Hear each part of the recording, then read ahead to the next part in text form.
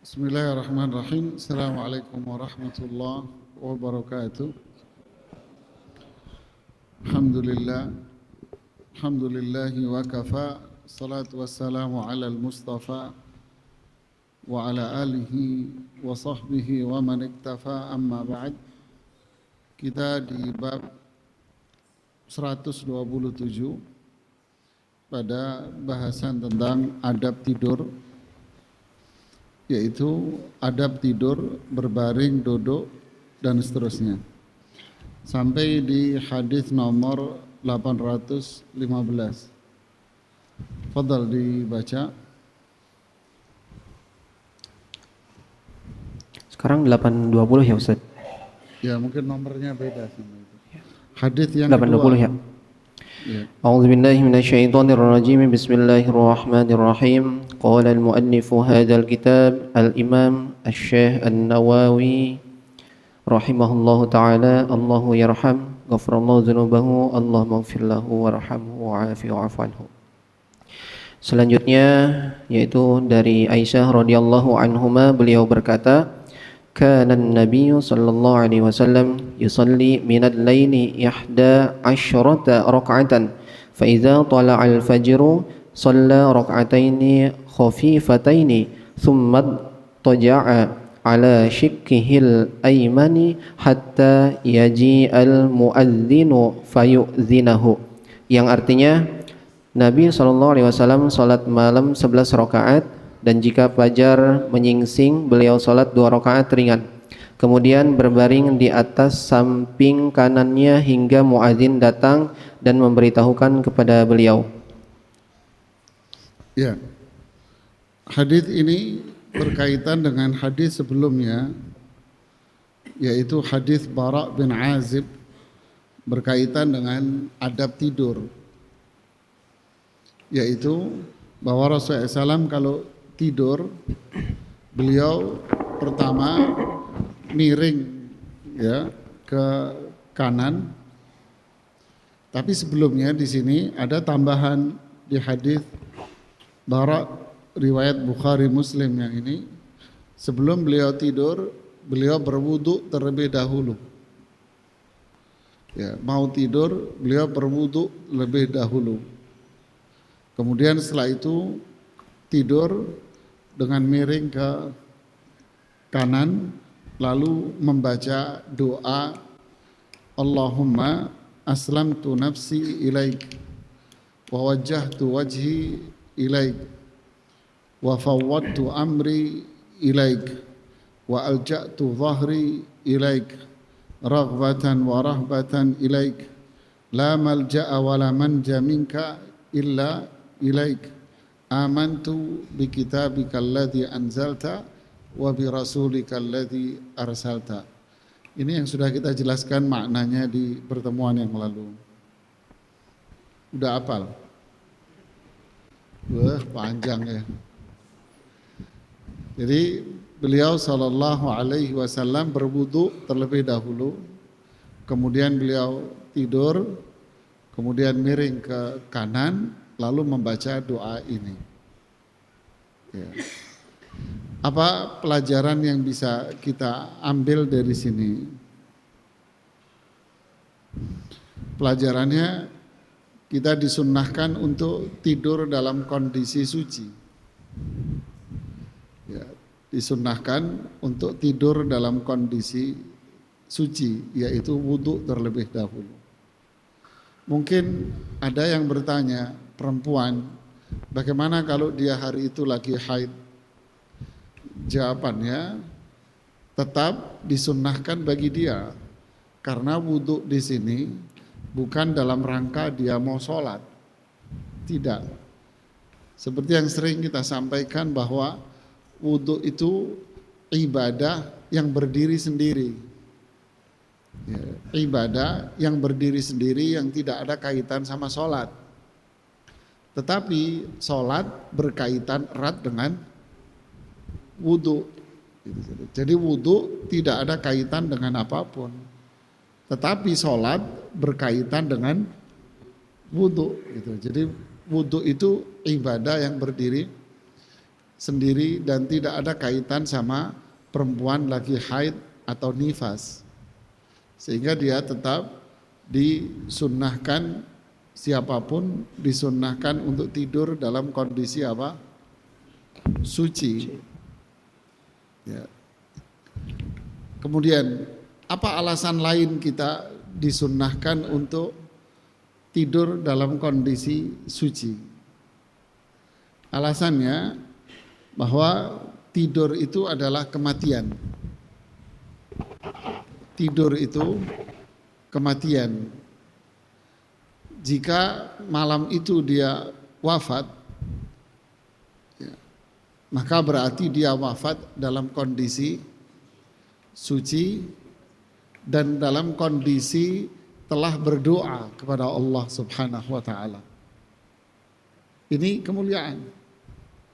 Jadi tidur itu memang kematian. Seperti yang Allah firmankan di surat Zumar pada ayat 42. Di surat Zumar ayat 42 Allah mengatakan Allahu yatawaffal anfusa hina mautiha wallati lam tamut fi manamiha. Allah yang mencabut nyawa-nyawa itu ketika kematiannya tiba. Wallati lam tamut fi manamiha. Begitu pula Allah menahan jiwa bagi yang belum ditentukan kematiannya. Nah ini, wallati lam tamut fi manamiha. Dia belum wafat. Dia dalam posisi tidur tetapi jiwanya ditahan sama Allah. Fayumsikul lati qada 'alaihal maut. Lalu orang yang sudah ditakdirkan wafat di malam itu, maka nyawanya ditahan dan tidak dikembalikan. Maksudnya gini, kematian itu ada dua dari ayat ini. Kematian itu ada dua. Yang pertama, kematian sementara. Di mana kematian sementara yaitu pada posisi tidur. Ketika dia tidur, rohnya itu sama Allah ditahan.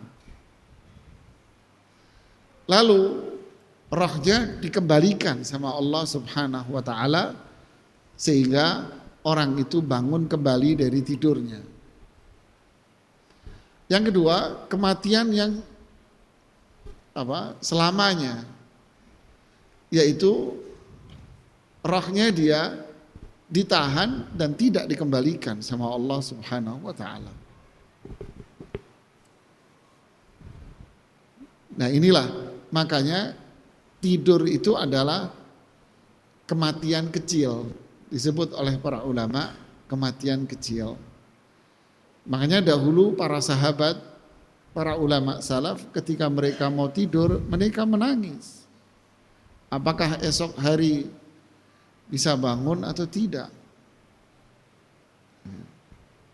Subhanallah. Demikianlah para ulama dulu. Dikisahkan seperti cerita Abdullah bin Sa'ad, seorang sahabat mulia yang ikut penaklukan Palestina sama komandan perangnya yaitu Amr bin As dengan anaknya Abdullah bin Amr bin As. Dan ikut pula menaklukkan Mesir, Sudan. Kemudian ikut menaklukkan Tunis juga beliau. Selesai dari petualangan menaklukkan negara-negara, beliau kembali ke Palestina.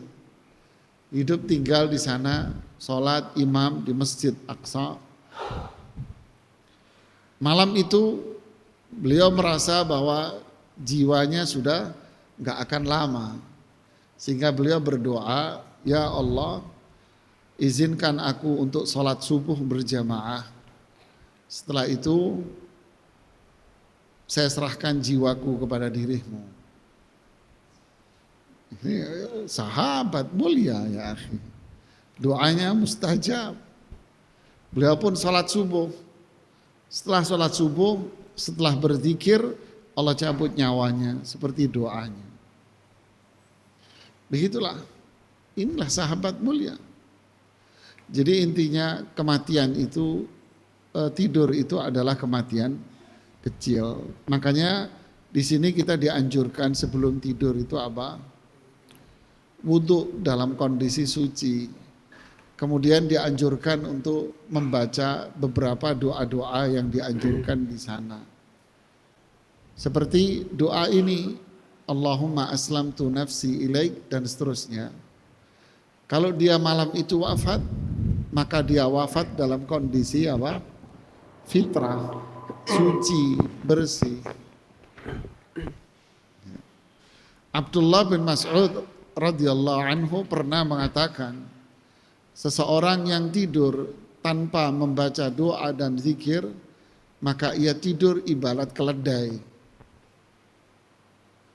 Nah, kita paling banyak tidur keledai, nggak baca doa, ya kan?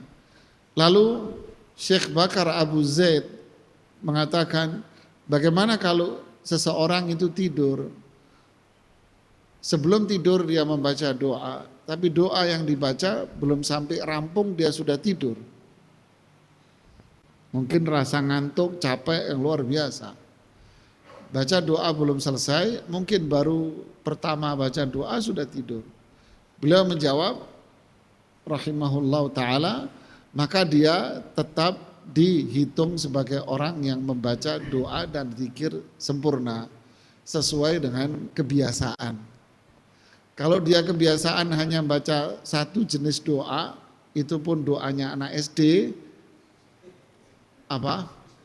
Ya kan doanya anak SD, masa gede-gede doanya kayak orang SD, anak SD.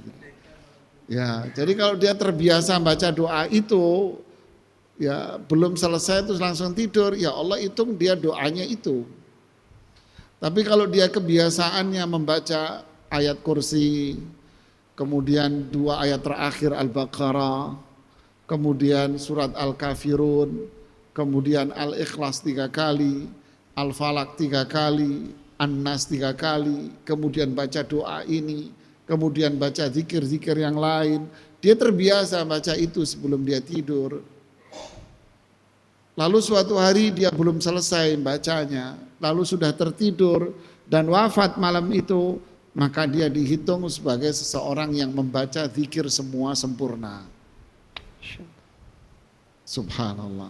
Dan itulah kemuliaannya, bahwa kebiasaan seseorang itu menjadi kendali pada dirinya. Ya, jadi kalau tidur tanpa baca apa-apa berarti tidurnya apa? Keledai. Apalagi habis maksiat. Ya habis maksiat terus tidur mati di malam itu. Bangkai bener dia kan. Na'udzubillah kan. Nas'alullah al-afwa wal-afiyah. Kemudian manfaat lain yang disebutkan oleh para ulama, tidur dalam kondisi suci dan membaca zikir-zikir itu adalah tidur yang bisa menjadikan dia itu nyaman dan nyenyak tidurnya. Dia tidak akan dihinggapi dengan berbagai macam mimpi-mimpi yang buruk, atau tidur dalam kondisi galau, gelisah tidurnya, nggak enak, nggak nyaman. Nah, tidur dengan membaca zikir-zikir itu menjadikan tidurnya dia itu benar-benar nyaman. Dan ilmu kesehatan mengatakan tidur nyaman itu sudah nilai kesehatan sendiri pada fisik, jantung, dan semua organ tubuhnya dia. Pikiran, psikologis. Tapi kalau seseorang itu tidurnya nggak bagus, maka akan memicu berbagai macam penyakit, penyakit fisik maupun penyakit psikologis. Makanya kerap kali kalau Anda periksa dokter, dokter seringkali nanya, tidurnya gimana Pak? Enak. Ya kan? Tidurnya gimana Pak? Enak. Gitu. Orang yang tertekan jiwanya, penyakit psikologis juga sama. Rata-rata orang penyakit psikologis itu tidurnya tidak nyaman. Makanya kalau pergi ke psikiater atau ke psikolog, nanti sama dia dikasih obat yang membuat dia itu tidur nyaman. Karena yang dibutuhkan adalah relaksasinya dia. Jadi inilah sunnah, petunjuk Rasul Sallallahu Alaihi Wasallam yang mulia. Ini kemuliaan semuanya. Mulia si fulan yang melakukan, kemudian ketenangan, kedamaian, ketentraman, sehat jiwanya, psikologisnya, dan sehat fisiknya. Ditambah lagi penelitian kedokteran barat, yaitu para dokter ahli jantung mengatakan tidur miring kanan itu membuat jantung sehat dan itu terapi kesehatan jantung.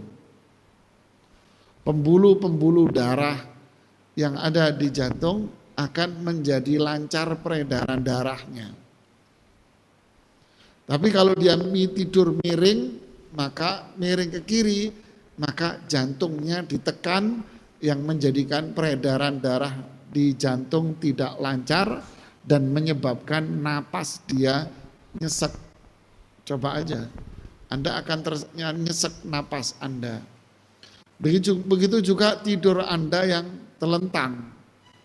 Nah, itu kelamaan akan membuat sesak napas. Dan posisi tidur yang paling dilarang adalah posisi tidur paling digemari perempuan. Apa? Tengkurap. Ya, nggak usah nanya kenapa perempuan itu senang tidur begitu. Itu posisi tidur paling dibenci oleh Rasulullah SAW, sampai beliau mengatakan itu adalah tidurnya setan.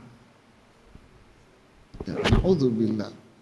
Jadi hati-hati jemaah. Jadi ini indahnya sunnah Rasul Sallallahu Alaihi Wasallam. Lanjutkan.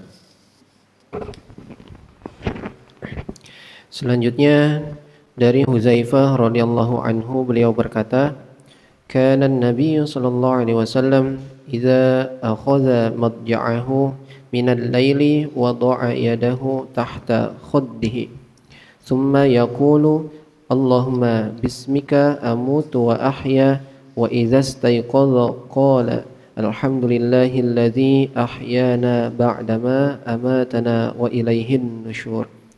Yang artinya, bila Nabi SAW akan tidur pada malam hari, beliau meletakkan tangan beliau di bawah pipi beliau, kemudian berdoa, Ya Allah, dengan namamu aku mati dan dengan namamu aku hidup. Kemudian jika bangun, beliau membaca, segala puji bagi Allah yang telah menghidupkan kami setelah kematian kami, dan hanya kepadanya kami kembali. Kamu kelewatan satu hadis. Di atasnya ada hadis Aisyah. Tadi saya baca itu, Ustaz. Oh, sudah. Ya. Ya, hadis Aisyah sebelumnya, di mana beliau bercerita bahwa Rasulullah SAW kalau malam sholat 11 rakaat.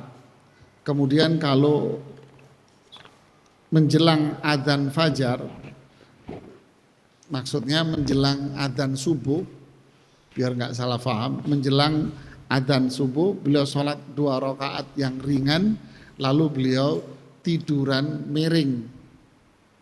Iddaja' ala syikil aiman. Beliau tidur miring dengan bersandar tangan. Jadi tidur nyender pakai tangannya. Kayak orang tiduran santai.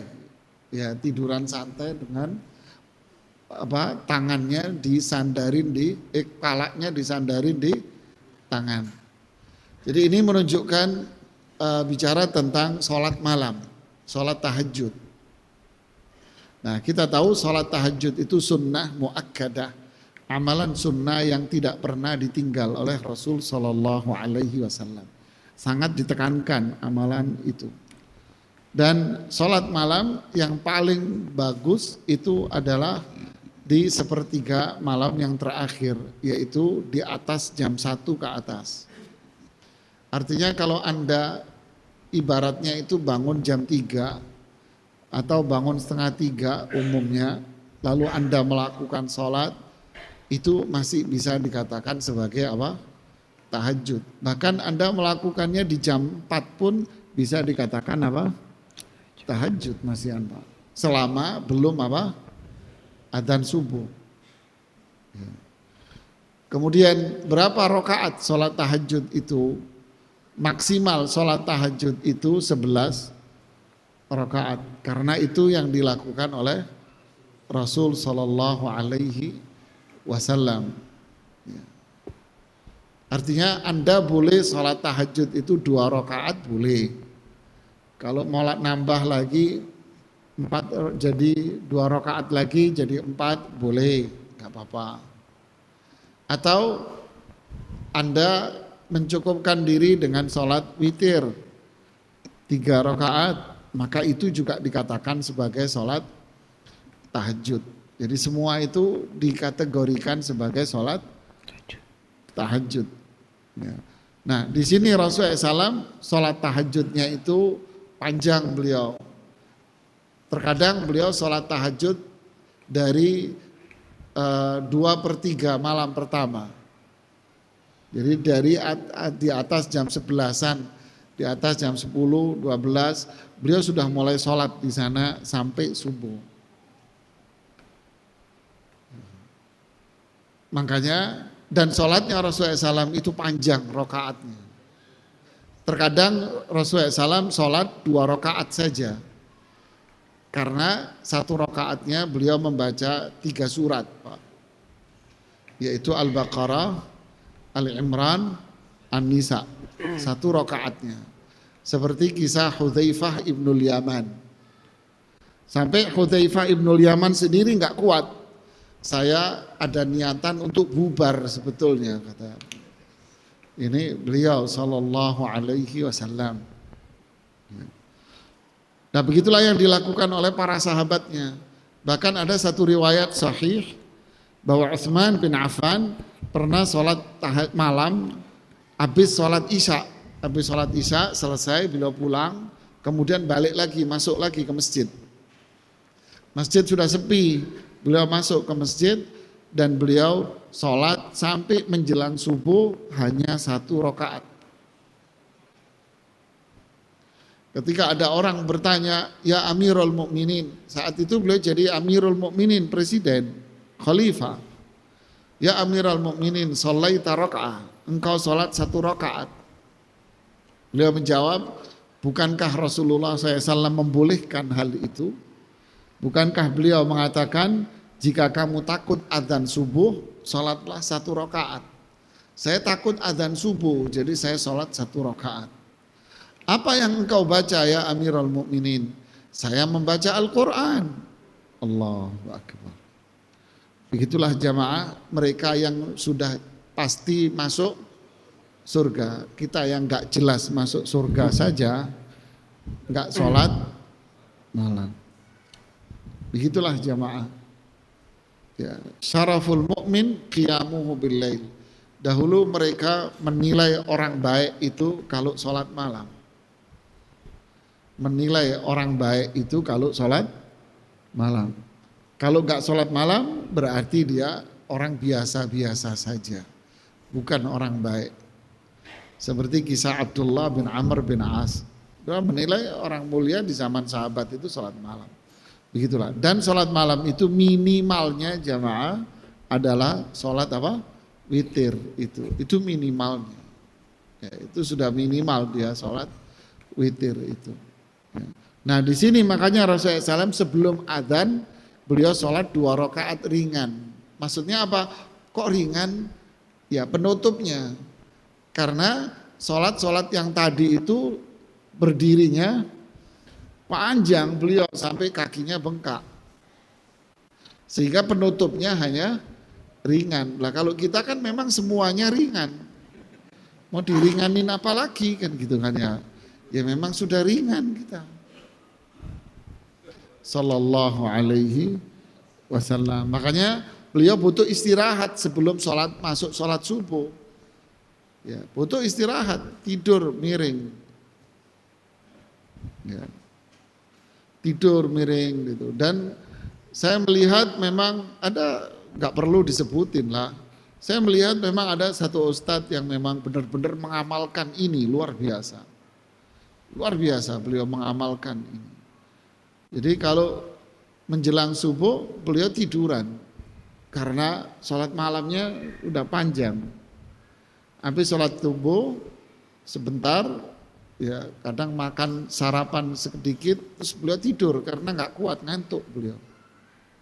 Baru itu ngisi pengajian. Saya melihat ini beliau hafizahullah ta'ala patut dijadikan contoh ya. Semangat ngisi pengajian terus, tapi sholat malamnya beliau luar biasa. Ya. Jadi begitulah, inilah sunnah Rasul sallallahu alaihi wasallam. Adapun hadis yang berikutnya tadi, ini doa sebelum tidur yang populer itu kan, Bismillah Allahumma bismika amutu wa ahya. Atau redaksi yang Anda hafal itu juga diriwayatkan dengan redaksi yang seperti itu. Kemudian bangun tidurnya alhamdulillahilladzi ahyana atau ahyani boleh nggak apa-apa. Ba'dama ama tana atau ba'dama ama tani nggak apa-apa. Ini menunjukkan bahwa tidur itu memang mati kecil. Karena maknanya alhamdulillahilladzi ahyana. Segala puji bagi Allah yang telah menghidupkan aku. Nah, berarti kan tadi apa? Ba'dama amatani, setelah Allah mewafatkan aku tadi. Jadi orang beriman kalau tidur itu penuh dengan ketakutan, Pak. Takut wafat. Ya bukan takut matinya, takut setelah kematian itu gitu loh. Apa sudah cukup bekal kita atau tidak kan? Beda antara takut mati sama takut setelah kematian. Ya, mati itu pasti, ya, nggak perlu ditakuti juga pasti mati. Tapi yang perlu kita pikirkan adalah bekal apa yang sudah kita bawa. Seperti pertanyaan Rasulullah SAW pada seorang sahabat, "Mada a'dat talaha?" Kamu sudah punya persiapan apa untuk kematian itu gitu loh. Makanya para sahabat itu menangis karena memikirkan bekal nanti kalau sudah kematian. Nah, inilah mereka para ulama, para sahabat, para ulama kita. Lanjutkan. Selanjutnya dari Ya'is bin Tighfaf Al-Ghifari radhiyallahu anhuma, beliau berkata, qala abi bainama ana muttaji'un fil masjidi ala batni idza rajulun yuharrikuni birijlihi faqala inna hadhihi daj'atun yubghiduha Allah qala fanadhartu fa idza Rasulullah sallallahu alaihi wasallam. Ayahku berkata ketika aku sedang berbaring di masjid, di atas perutku telungkup, tiba-tiba ada seorang yang menggerak-gerakkan membangunkanku dengan kakinya seraya berkata, sesungguhnya ini adalah cara berbaring yang dibenci Allah. Lalu aku melihatnya, ternyata orang itu adalah Rasulullah sallallahu alaihi wasallam. Ya, lihatlah di sini bentuk tidur apa yang dibenci, seperti yang kita jelaskan tadi. Bainama ana muddaji'un fil masjid ala batni. Muddaji' ala batni berarti tidurnya apa? Tengkurap. Ya, tidurnya tengkurap. Idza rajulun yuharrikuni birijlihi. Tiba-tiba ada seseorang yang membangunkan aku pakai kakinya. Perhatikan ini hadisnya. Membangunkan aku pakai kakinya. Inna hadhihi daj'ah yubghiduha Allah. Ini adalah bentuk tidur yang dimurkai sama Allah. Makanya banguninnya pakai kaki. Maka aku melihat ternyata itu adalah Rasulullah sallallahu alaihi wasallam. Jadi beliau membangunkannya pakai kaki karena bentuk tidurnya apa? Dibenci. Jadi pelajarannya apa? Nah, inilah bentuk tidur yang dibenci, yang terlarang. Ya subhanallah, perempuan suka tidur begini ini. Ya kan? Padahal ini tidur yang dibenci. Di riwayat lain disebutkan ini tidurnya setan katanya. Dan banguninnya pakai kaki. Ini sunnah. Pernah suatu hari sore-sore habis sholat asar di Masjid Nabawi. Di situ ada orang Indonesia yang posisinya nggak jauh dari saya. Kecapean mungkin ya, tidur habis maghrib sepi masjid. Dia tidur tengkurap. Lalu kalau habis asar di Masjid Nabawi itu penuh anak belajar, Mas. Ya, ribuan anak belajar di situ. Nah, anak-anak mulai anak kecil SD sampai orang dewasa. Lewatlah anak yang lagi belajar, orang Arab Saudi, pakai baju resmi begitu dia. Ngelihat ini tidur, dibangunin pakai kakinya seperti hadis ini. Kaget dia, orang Indonesia ini bangunin pakai kaki yang sopan dong. Ngamuk dia. Saya samperin, Pak, mohon maaf. Posisi tidur Anda ini posisi tidur dibenci, Pak. Ini posisi tidur setan. Makanya Anda ini dibangunin, diselamatin biar nggak Anda kena setan. Kaget. Iya, Pak ya. Iya. Jadi bagi kita kan kerasa gitu. Jadi ini menunjukkan posisi tidur itu tidak dibenarkan. Ya. Terus selanjutnya dari Abu Hurairah radhiyallahu anhu dari Rasulullah sallallahu alaihi wasallam, beliau bersabda, "Man qa'ada maq'adan lam yadhkurillaha ta'ala fihi kanat 'alaihi minallahi ta'ala tiradun wa man ittaja'a muttaja'an la yadhkurullaha ta'ala fihi kanat 'alaihi minallahi tiradun." Yang artinya, barang siapa duduk di suatu tempat, duduk tanpa berzikir kepada Allah Ta'ala di dalamnya, maka dia akan memperoleh kekurangan dari Allah Ta'ala. Dan barang siapa berbaring di suatu pembaringan tanpa berzikir kepada Allah Ta'ala, maka dia akan memperoleh kekurangan dari Allah Ta'ala. lihatlah hadis ini mulia sekali jamaah. Siapa yang duduk nggak berzikir, maka dia berada dalam kerugian. Tidur nggak zikir rugi. Berarti apa? Berarti aktivitas kita ini harus selalu diikuti dengan apa? Zikir. Duduk, zikir, berdiri, zikir, berjalan, zikir, apa aja zikir. Dan itulah kemuliaan kita. Kalau kita melupakan zikir, berarti itu adalah kerugian. Makanya disebutkan dalam sebuah riwayat bahwa ketika seseorang itu wafat, dia berharap untuk dihidupkan kembali walaupun hanya sesaat. Untuk apa? Agar dia bisa berzikir, agar dia bisa sujud walaupun hanya sekali saja. Menunjukkan ini adalah kemuliaan yang begitu besar bagi orang yang berzikir. Jadi orang yang hidupnya zikir berarti dialah orang yang berada dalam kemuliaan terus. Tapi kalau orang yang melupakan zikir, itulah yang disebut dengan orang lalai. Disebut dengan orang apa? Lalai. Imam Ibnu Qayyim rahimahullah ta'ala mengatakan pintu setan itu 3. Pintu setan itu 3. Bukan pintu, malah itu gerbangnya setan. 3. Apa itu? Yang pertama, lalai. Lalai itu apa? Meninggalkan petunjuk. Lalai. Yang kedua apa? Hawa nafsu. Memperturutkan hawa nafsunya dia. Yang ketiga, amarah. Marah yang negatif. Nah inilah 3 ini pintu setan, Mas.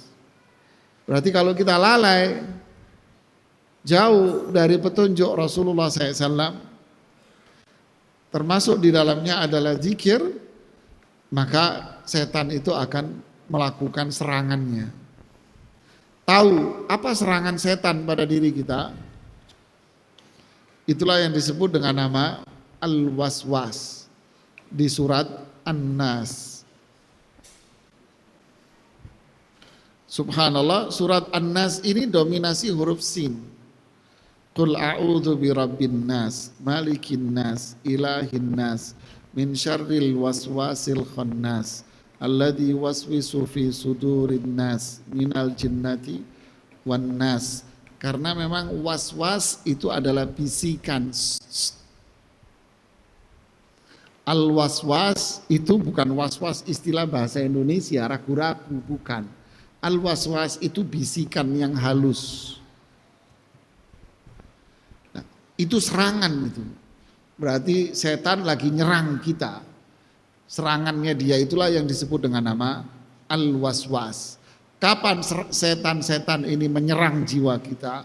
Ketika lalai. Ya. Saat itu kita akan jadi apa? Berada di dalam jaring-jaring setan, jebakan setan. Mengerikan. Dan itulah yang terjadi memang di antara kita. Makanya zikir ini kalimat sederhana tapi kemuliaan luar biasa.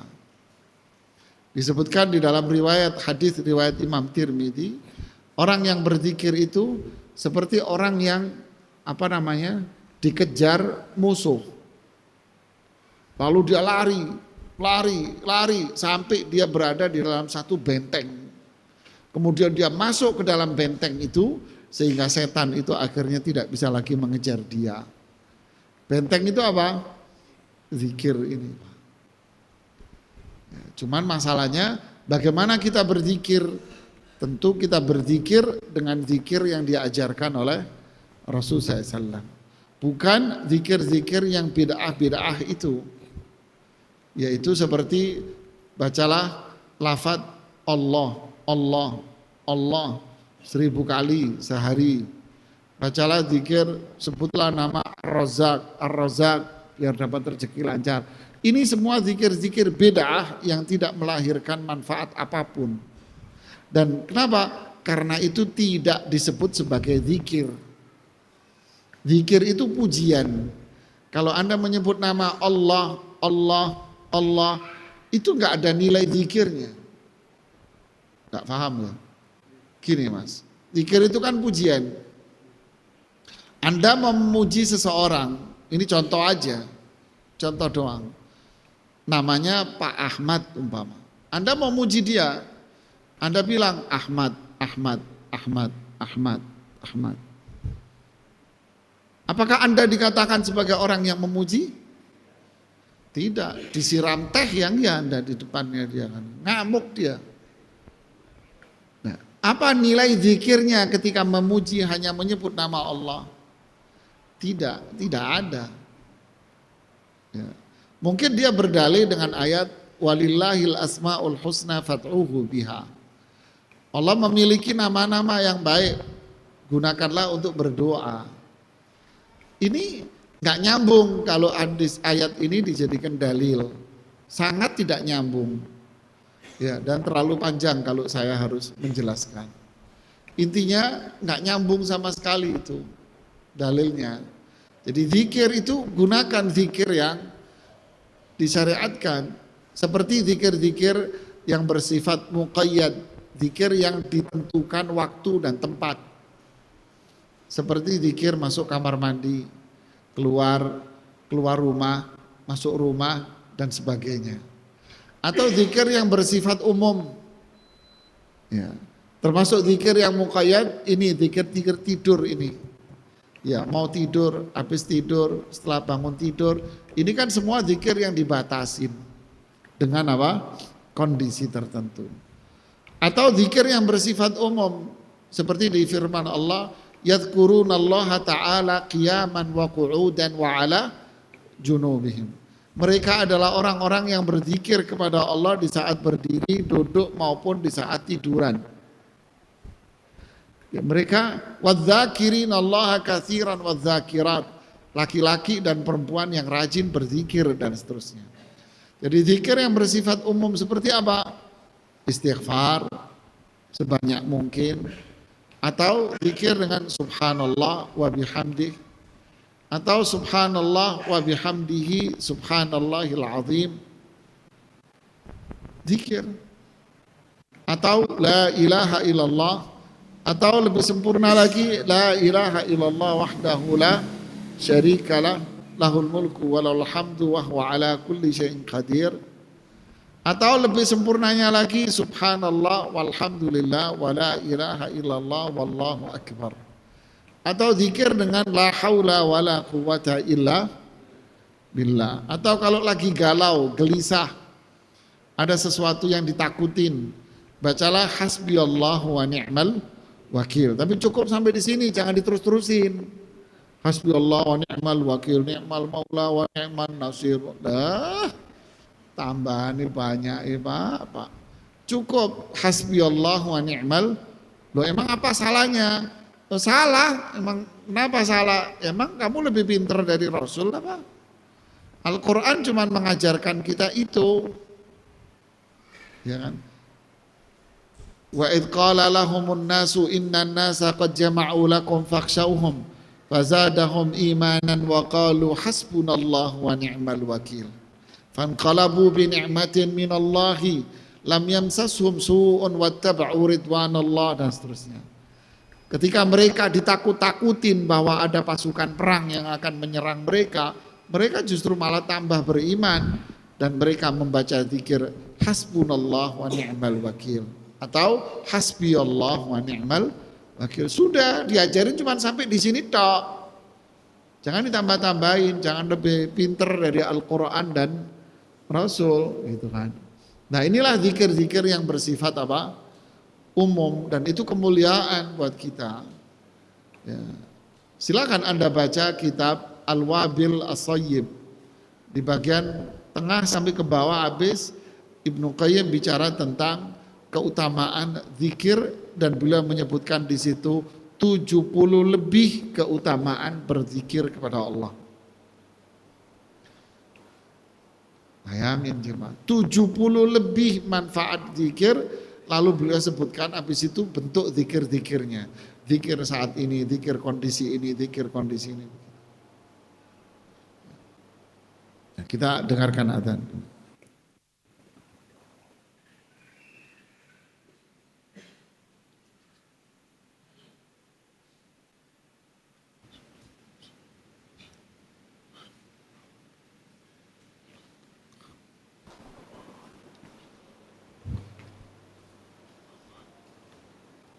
Ya, silakan kalau ada yang mau bertanya.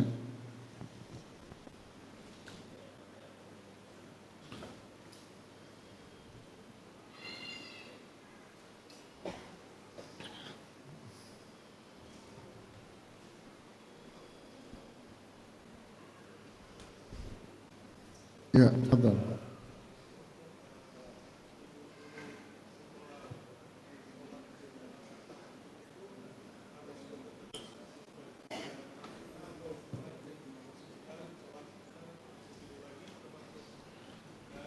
Iya. Apakah melakukan sholat tahajud itu boleh dilakukan mendekati waktu subuh? Jadi habis sholat malam, habis sholat malam, baik itu witirnya atau tahajudnya, langsung sholat subuh, atau memang itu seperti yang selama ini kita dengar di masyarakat awam. Ya, sholat tahajud itu tidur, kemudian sholat, kemudian tidur lagi. Apakah seperti itu? Jawabannya bebas, terserah Anda. Terserah Anda. Yang dilakukan oleh Rasulullah Sallallahu Alaihi Wasallam, beliau habis sholat tahajud, beliau tidak tidur, cuman istirahat. Jangan disalahpahami, miring itu maksudnya bukan tidur. Ya. Tidak, ya. Beliau bukan tidur itu, istirahat. rebaan istilahnya orang kita. Baik, rebaannya nggak pakai bantal dan posisinya pun miring, kepalanya ditahan dengan apa? Tangan. Ya, orang nggak bisa tidur begitu Mas. Sulit ya tidur seperti itu. Ya. Nah, jadi yang dilakukan oleh Rasulullah SAW, beliau istirahat. Kenapa beliau istirahat? Karena memang sholatnya apa? Panjang. Nah kalau kita kan enggak, pendek-pendek, ya mau istirahatnya apa lagi gitu. Ya, itu pun sholat 2 rakaat berhenti, ngambil minuman lagi, muter lagi di rumah, sholat lagi, kan gitu kan. Ya enggak apa-apa gitu. Ya begitulah. Jadi kemudian kayak sholat witir, Anda mau sholat witir itu di awal malam seperti habis sholat isya, umpama ini habis sholat isya, kemudian Anda sholat sunnah ba'diyah, kemudian setelah itu Anda langsung sholat witir 3 rakaat, boleh nggak apa-apa, nggak ada masalah. Ya. Atau nanti mau tidur, boleh nggak apa-apa. Atau ntar malam, nah itu yang lebih afdal, itu yang lebih baik. Ya. Ada lagi yang mau bertanya?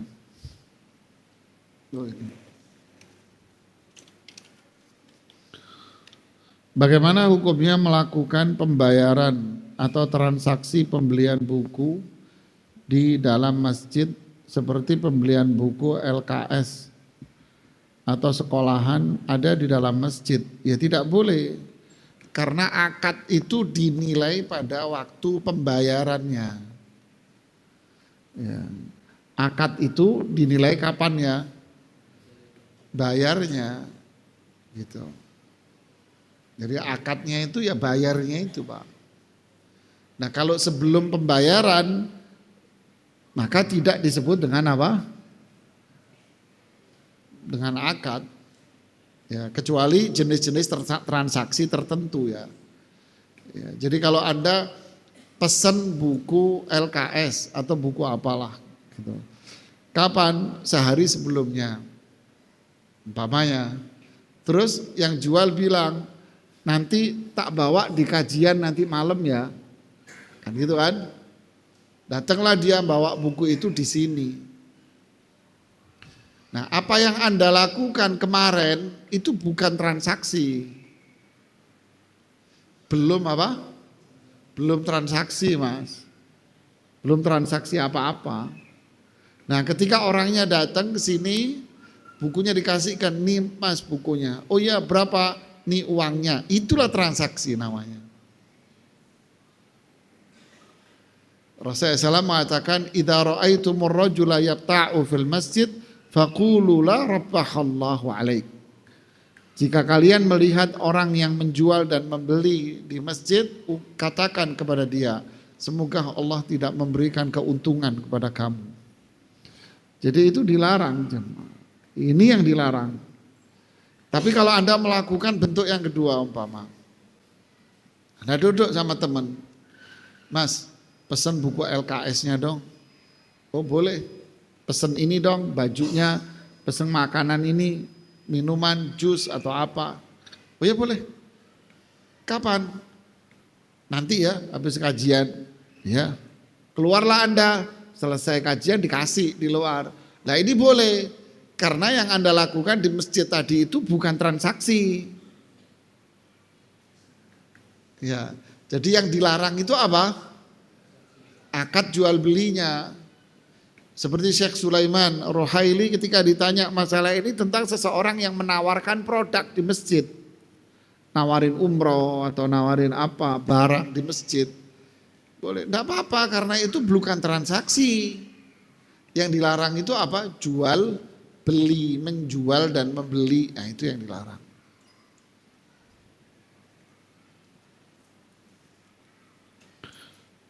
Bagaimana tawakal yang benar? Sedikit ikhtiar atau sedikit tawakal. Ini maksudnya apa ini? Kenapa kok harus kata-kata sedikit? Ikhtiar apa tawakal tanpa ikhtiar Ini jahil kata Syekhul Islam Ibnu Taimiyah. Kejahilan. Ya.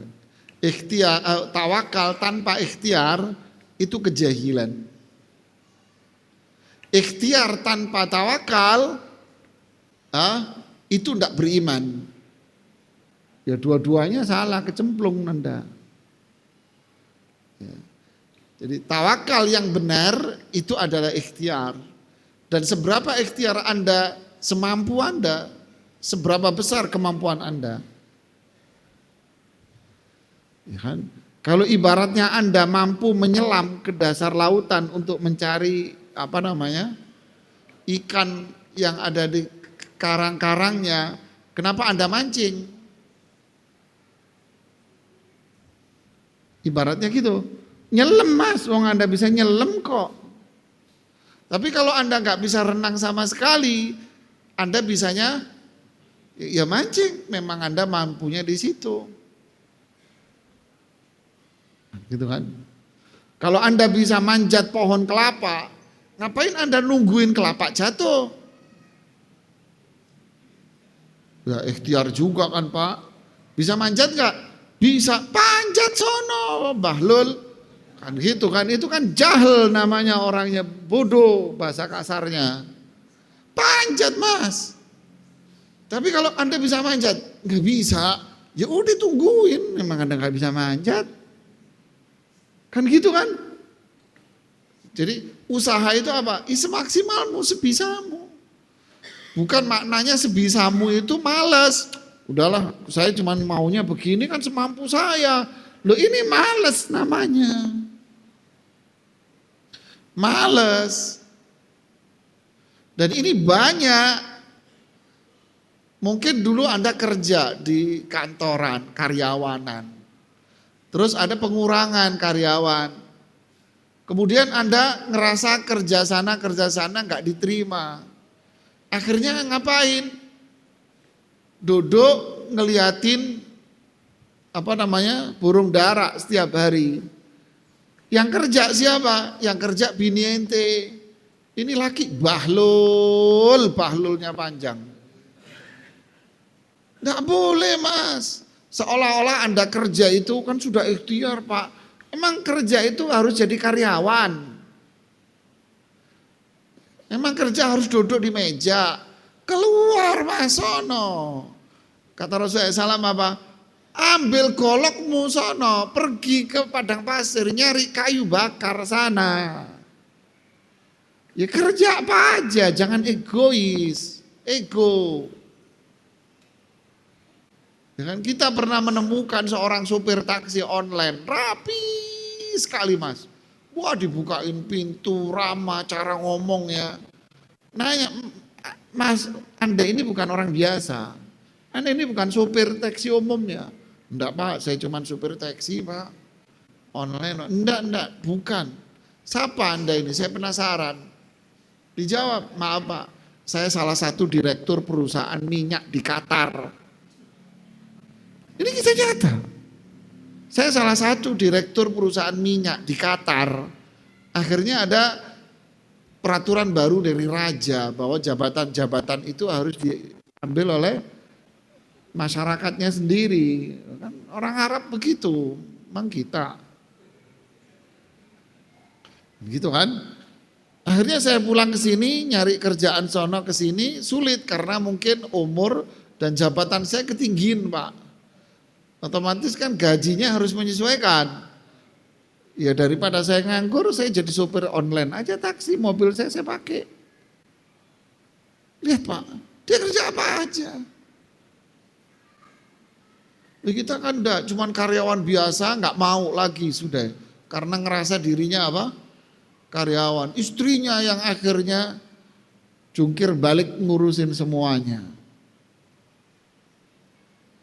Dalam pandangan fikih, suami yang seperti ini, maka istrinya boleh ngajuin gugatan cerai. Kenapa? Karena fungsi Anda tidak ada. Anda tidak berfungsi sebagai laki-laki walaupun Anda punya laki-lakian. Benar, ini parah, ngomongnya begitu fikih sudah. Satu, istri boleh ngajuin gugatan cerai. Kalau istri mau atau lebih di bawah itu, istri boleh tidak melayani suaminya karena suaminya tidak mau bekerja. An-nafaqatu al-bud'u muqabilun nafaqah. Para ulama fikih bilang nafkah Anda itulah pelayanan istrimu. Ya. Terus jangan dijadikan senjata, Bu. Nafkahnya kurang nggak mau dilayani, itu Anda yang sakit. Namanya. Ini kita bicara konteks laki yang nggak mau kerja. Duduk manis, modal pantat doang dia di rumahnya. Ini laki nggak tahu diri ini, mohon maaf saya ngomongnya keras, ya karena banyak ini seperti ini. Kerja Mas, apa aja, mau kuli kek, mau dagang gorengan kek, mau apa, ya apa saja. Bismillah tawakkalna 'alallah, keluar rumah Bismillah tawakkaltu 'alallah la haula wala quwata illa billah. Sudah rezeki dah kasih usaha semaksimal mungkin. Jangan Anda sedikit usaha, tapi tawakal. Ini jahil, ini kebodohan ini. Ya, maksimallah kerja. Jadi orang kayak orang desa gitu loh Mas. Pagi nyangkul ini terus dia. Jadilah orang pesisir, nyelam lah, ngambil lah perahunya, nyari ikan ke sono, nyari ikan ke sana. Kan begitu kan? Begitulah. Kita males, ya. Jangan dipiara Mas. Ya, naudzubillah. Ada lagi? Silakan Pak. Assalamualaikum warahmatullahi.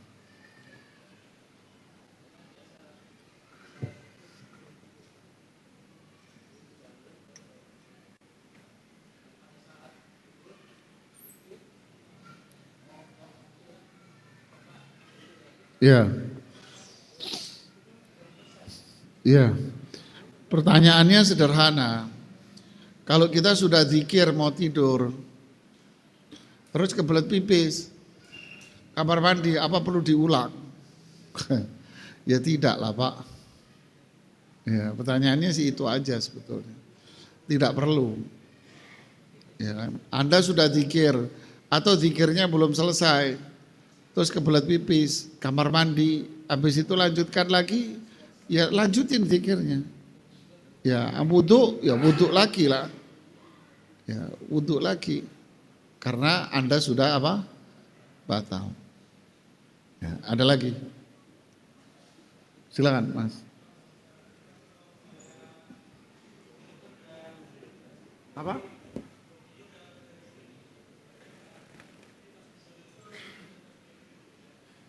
Ya, sebelum tidur sudah baca doa macam-macam masih mimpi buruk, ya enggak apa-apa Mas, itu manusiawi. Ya kan bukan terus dijamin 100% kan enggak Mas. Bisa jadi, banyak terjadi kan gitu. Kalau Anda bangun lagi di tengah malam mimpi buruk, apa yang dilakukan? Ya, ke sebelah kiri meludah. Tapi istrimu sebelah kiri terus kamu ludahin gitulah, berantem lah nanti kamu. Maksudnya meludah itu apa? Bukan meludah ngeluarin ludah, maksudnya apa? Kayak orang nyembur gitu loh Mas. Gitu pelan-pelan, kemudian ucapkan apa? La ilaha illallah wahdahu la syarikalah, lahul mulku walahul hamdu wa huwa ala kulli syai'in qadir. La ilaha, ulangi itu enggak apa-apa.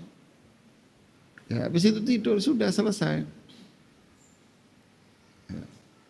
Saya pernah keluar kota, sekamar sama temen. Tidur malam, tengah malam, jempol saya itu dinginnya luar biasa. Jempolnya tok Pak. Dinginnya itu kayak kena salju gitu ya. Dinginnya nggak umum dinginnya Mas. Dan itu hanya jempol kaki tok Pak. Yang lainnya enggak. Itu tidur pules langsung bangun Mas. Gak kuat dinginnya yang di jempol itu. Kaget saya bangun. Dalam hati saya, Ini mungkin ada yang mau kenalan yang tidur di sini gitu kan. Ya kan? Siapa? Ya setan itu godaan. Ngapain dia megang jempol? Kan gitu kan? Temen saya yang di sebelah kaget, dia juga ngelihat saya bangun kaget. Kenapa Ustaz? Loh kalau saya ngomong lah gak bisa tidur lah dia. Ya kan? Enggak apa-apa. Anak ke kamar mandi, wudhu anak balik, kita baca lagi, zikir lagi, tidur. Besok pagi, enggak Ustaz, kenapa? Inti tadi sampai kayak gitu.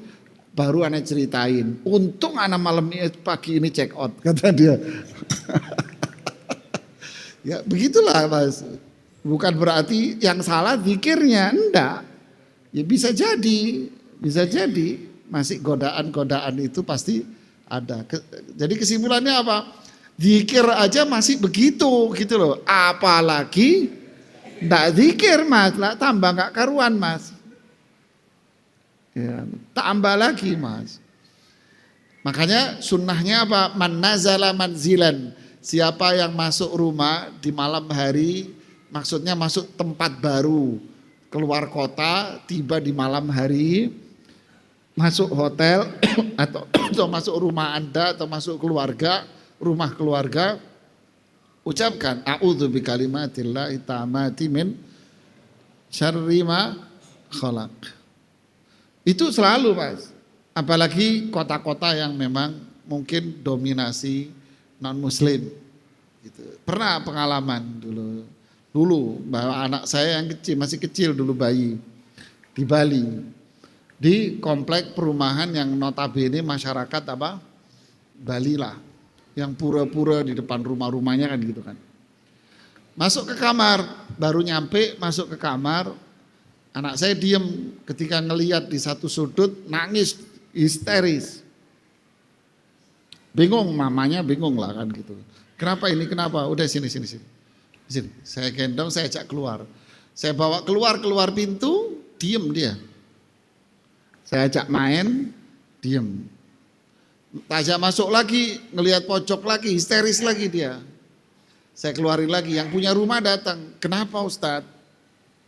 Enggak apa-apa Pak. Masa saya ngomong rumahmu ada setan nih kan? Enggak kan? Udah dikasih tumpangan kan, kurang ajar nih orang kan gitu kan. Enggak apa-apa Pak, namanya anak kecil biasalah gitu. Udah. Nah kayak gini nih biasa Mas. Tidak perlu membuat diri kita ini jadi apa?